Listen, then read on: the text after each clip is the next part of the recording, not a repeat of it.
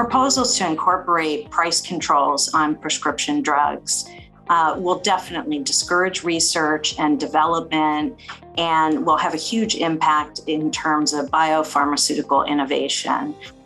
Anybody can have innovative pharmaceuticals. Anybody can have affordable pharmaceuticals. The trick is to try and do both at the same time. And that's really quite difficult. Cutting healthcare spending is the main focus of health reform discussions.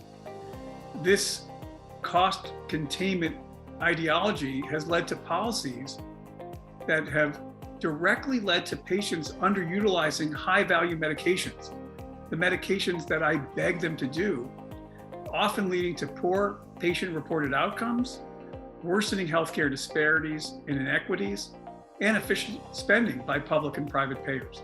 Proponents of policies like international reference pricing or other types of similar types of regulation argue that people who live in other countries pay substantially less for drugs than we do in the United States. And that is true in many cases, but what happens as a result of that is that their citizens experience delays and they experience reduced access to new medical treatments. So that's sort of the trade-off that you have to think about. We strive to make sure that patients should have a clear-cut path to current standards of care. And I think we have an onus as a society to make sure that access to those drugs across every demographic in the US is there and set. A simple step like price regulation is unlikely to solve the problems of a complex adaptive system like the pharmaceutical innovation ecosystem. It's also likely to have unintended consequences, like